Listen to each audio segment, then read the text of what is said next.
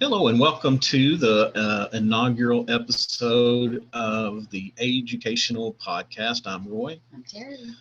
We're going to be instituting a podcast. We've had the AGEUcational website and Facebook for quite some time. We've delivered a lot uh, of our own content. Then we kind of backed off and have been curating some lately. And we've decided to go ahead and start a podcast for this as well. I mean, what we want to do is cover a lot of angles of the aging spectrum, Stages.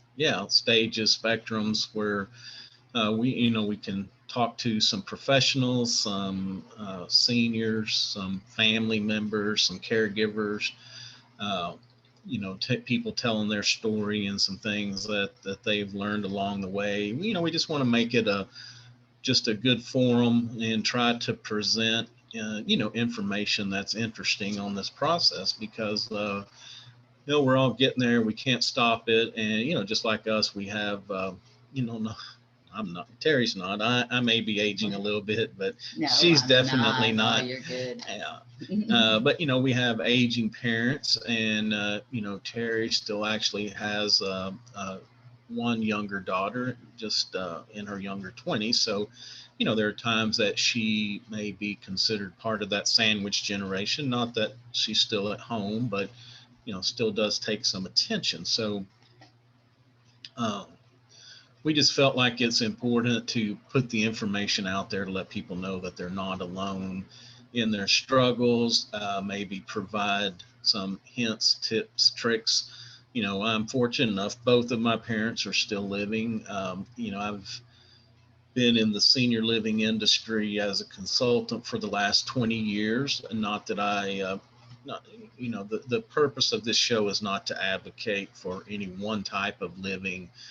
It's mainly just to present information. We feel like I think everybody needs to make the choice that's best for them financially and what their needs are. Sometimes that may be staying at home, living with a relative, maybe senior living, but there's an answer for everybody that's out there. Right, right. And I mean, when you just start out, as your parents are aging and different ailments are coming up, it's hard to start at the very beginning, and just hearing different conversations about what's worked for other people, that helped me a lot. Yeah. When my dad had Alzheimer's for a long time, probably for about 12 years, but my mom took care of him as long as she could. I mean, it got kind of bad, and um, then he ended up going into a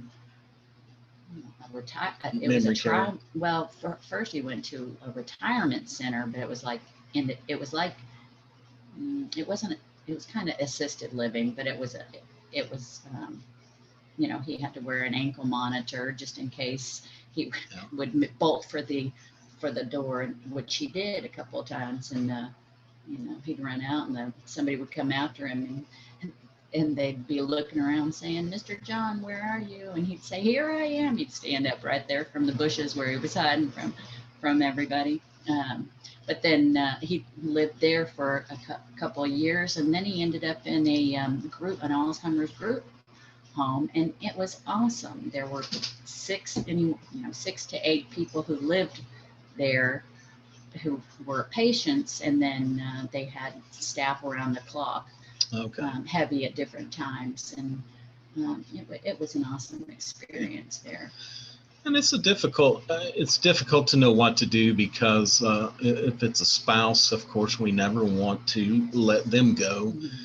And we had this has been probably 10 or 12 years ago. I had an unfortunate event that we had neighbors across the street that were the wife had started suffering Alzheimer's, and she was somebody that liked to escape and liked to get out and roam around. And so the husband, unfortunately, he was elderly as well and wasn't in the greatest of health, but he didn't want to, have to put her somewhere. And so he kept her at home. They put some door alarms on. He had wedges under the doors where she couldn't open them, and thought he had everything worked out. And so one morning I woke up about 4:30, 5 o'clock, and there was a bunch of red flashing lights out the front window. So I got up, went out, and found out that that the wife had escaped during the night, and this was on a kind of a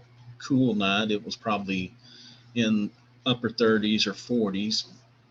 She had escaped in her nightgown and wandered across the street. And at the time, I had an old Jeep, and she had gotten in the back of that Jeep, and the police found her over there sleeping. And they got lucky because she didn't shut the door good, and the dome light came on.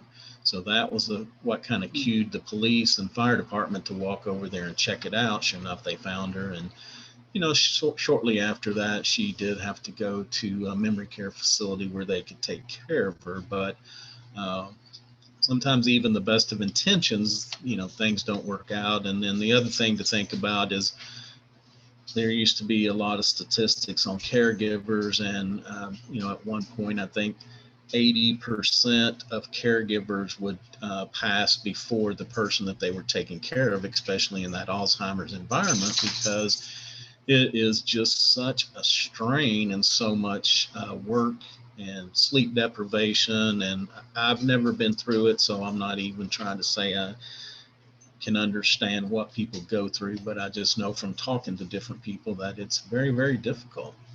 Well, yeah, and I really feel like in my case, or my dad's case, Mom really overcompensated for him a lot, and didn't, we'd notice things here and there, and I lived pretty close to him, so we saw them a lot. But and we always joked about little things that he would do here and there, and just not think anything of it, just kind of mark it up to aging. But Right. But it got to, he would, when he did things like stick his car keys in the freezer, and we had no idea what was going to be next, and it's just a lot of mental things that you have to do. Like we'd have to go and get the mail out of the mailbox because he waited for that mail on, and it was we were finding bags of direct mail pieces to him because he would send it in thinking that he was going to win $1 million if he gave $5 here, $10 there. Yeah. And he talked to anybody who called, and there are just things that it's hard. It's a mental game. It's a physical thing. Well, and you bring up a good point about the about especially if they're with a spouse, about it's hard for the children to know exactly what's going on, because the spouses tend to overcompensate for them, and sometimes they do it trying not to let other people know what's going on. And sometimes they, it's just a loving relationship, and they try to take care of each other enough that you really don't know, what may be going on with the other person. Right. And I mean, in my case, and I'm sure we'll talk about this more in depth, but in Dad's case, he would have, times when he would get kind of verbally abusive. And he kind of got mean there toward the end, so we had to kind of trick him into going to the hospital. I don't suggest waiting until that happens to make some, take some action. Just kind of check it out along the way, and try to be as prepared as you can in this situation. It's just not an easy thing at all. Right. Yeah, and there's so many new developments with, maybe meds. There's not cures, but there's a lot of meds that slow it down, and a lot of things. So if you suspect that, just try to get in and get people tested, or get yourself tested, and see. It's always better to know where you're at than to speculate, and, try to see what kind of help you can get. Some other topics I think that need to be addressed will be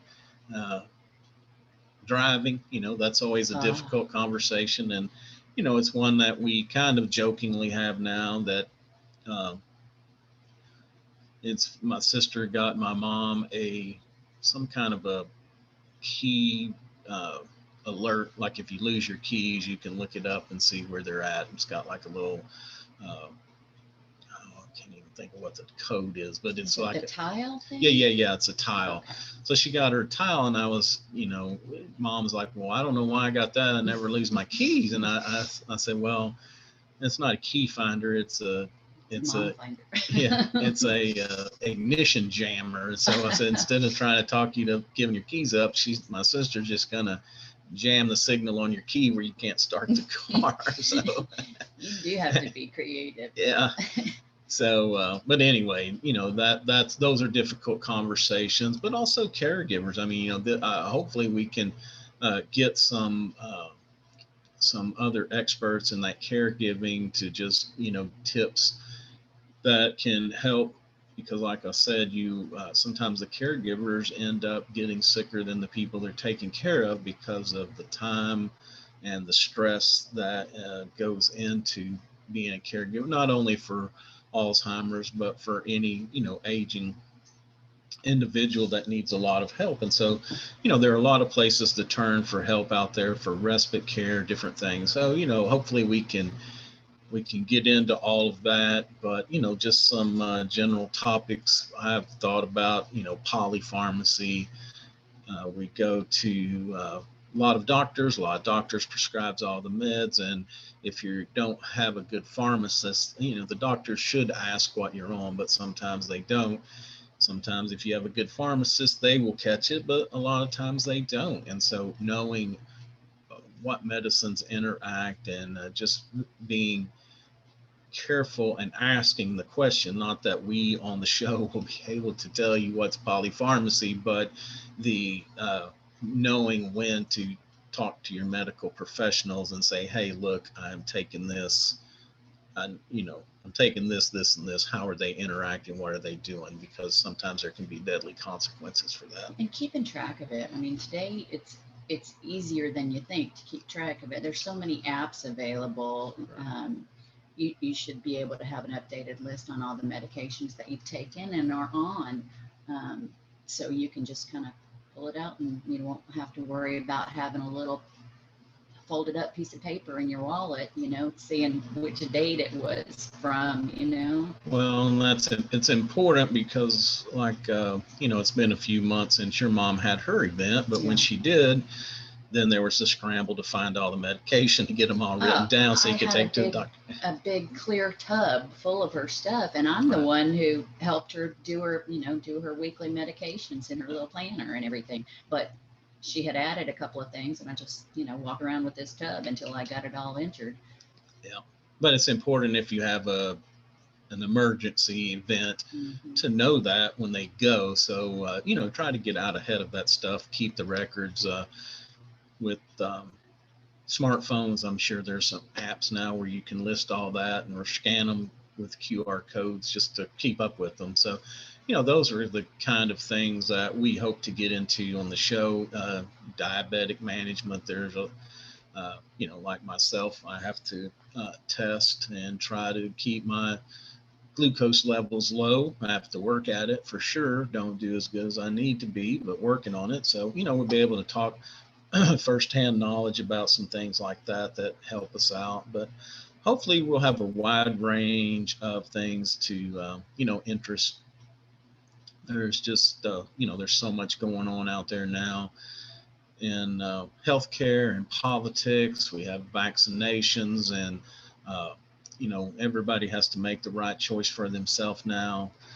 For sure. But and then there's a lot of things, the other things that maybe not healthcare related, but scams, things to look for when you get emails, unfortunately. Emails, text messages. Yeah, people trying to scam us at all areas, calling and saying, hey, your granddaughter's here and, needs money. And, that's something that mom had pulled on her. And it's funny because my daughter, was sitting on the couch right next to her when this guy was trying to say, hey, your granddaughter is stuck in Europe and she needs this money, and she's, she let her Like, keep talking okay. after a while, and luckily she just has one granddaughter. She just had one granddaughter at the time, so she looked over and said, well, she's sitting right here. But those are just the kind of things that can put you into a panic if you really don't know where they are and do they need help. And IRS, oh my gosh, so many of those scams. There's Yeah. so many things that you just, not any normal people would ever think up Right. stories like that. Yeah, with email today, there's a lot of these phishing emails that look legit from PayPal or from Amazon or different things like that people send out. And if it's just the best thing to do is just close it out, go into your account and try to do it without responding to the email, because that's what they hope that you'll do, is just respond and put all of your information in there where they can steal it. So those are definitely some things that hopefully we can get into. Anyway, there's just a world of we've got a lot of food insecurity, so some things that we can do to help feed people are where you can go to turn for help. Anyway, you got any Lots other of resources Yeah. for many different things, but that the aging parents and the older adult kids who are making their own decisions, but you might not agree with some of them. Yeah.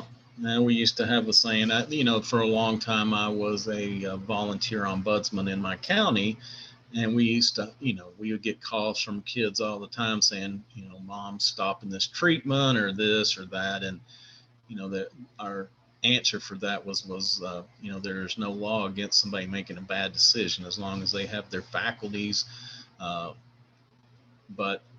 as children, sometimes we hate to see decisions that are made. So that definitely is something to try to determine, are they making decisions in their right mind? And then also learning to deal with it, that it has to be their decision, that we have to unfortunately live with that sometimes. And I can't, I can't even imagine not being able to be independent, which is with all these things. Like the driving aspect of it. Mom says she'll give up her license when she's 90. Now, she said that. We've got it on tape now. She said that at one time, but boy, she is not going to go without kicking and screaming, that's for sure. Yeah. Well, the other great thing, because, like I said, this, unfortunately, I fall into the aging category, and luckily I'm still healthy and can do a lot, but we talk about the driving aspect, but now we've got Uber and Lyft. So it doesn't necessarily have to be taking somebody's independence away. It's just finding a different way to get them to where they want to go. Right. But unfortunately, in our society, especially, my age and older, that was a definitive point of independence, is when you got your driver's license, you could take off, go anywhere you want to. And so it's hard, I'm sure, but we have to look at these other alternatives and say the true point of driving is to get from point A to point B. And there's another method that we can do that and still be, independent without having to bother anybody else to come do that for us. Yeah, I may have tried to get mine a couple of years beforehand, in the middle of the night taking the car. That's a whole nother thing. Yeah, right. Oh my gosh, and get caught every time. Right. All right. You have anything else?